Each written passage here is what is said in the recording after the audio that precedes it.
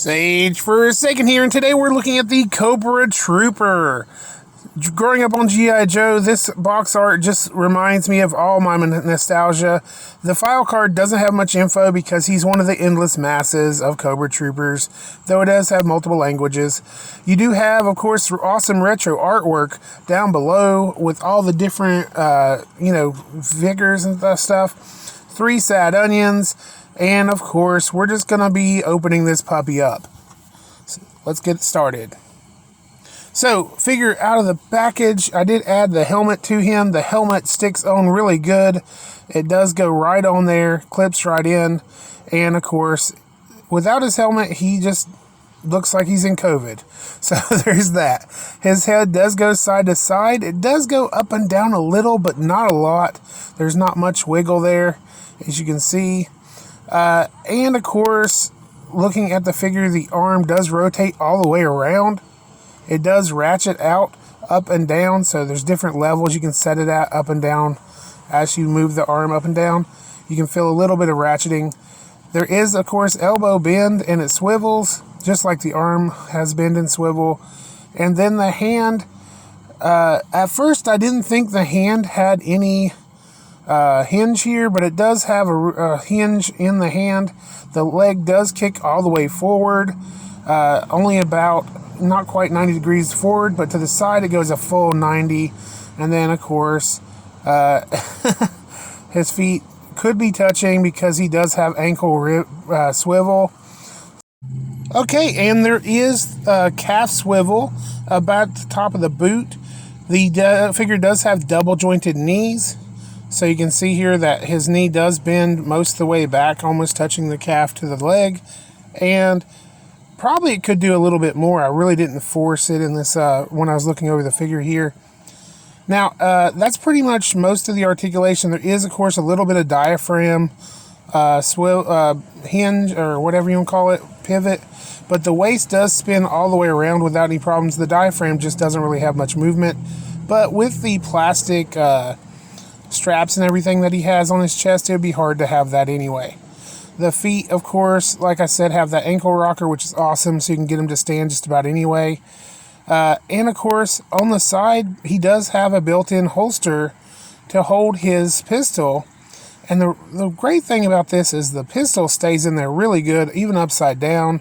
You don't have to worry about the pistol falling out.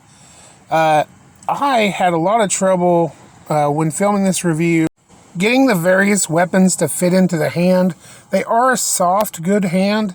In other words, once they do grip a weapon and you get it in there, they don't drop it.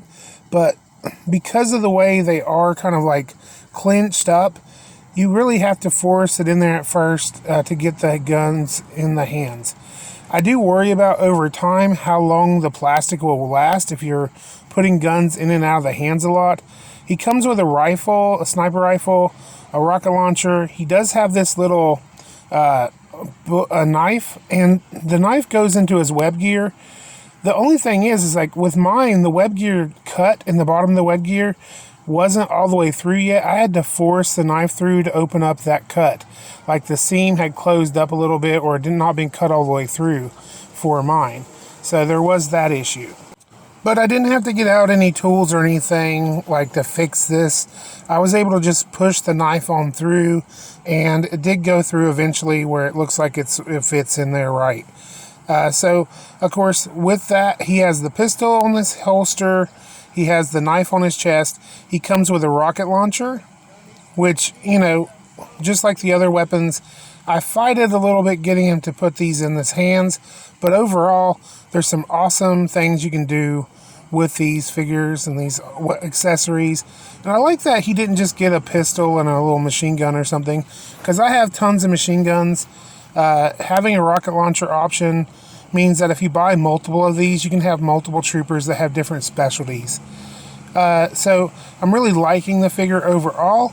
If you're liking these reviews, please like, comment, and subscribe. So, of course, talking about value, these figures are a little expensive when you compare them to other lines.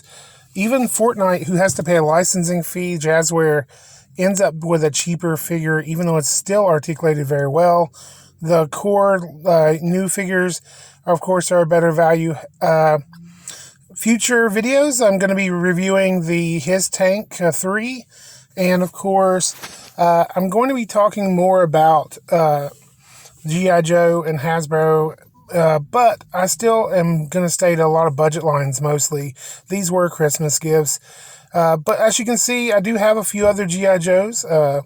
Here we got G.I. Joe finding a secret base, and of course Cobra Commander's already heading out the door. Anyway, thanks for liking, commenting, and subscribing, and as always, pour on the plastic.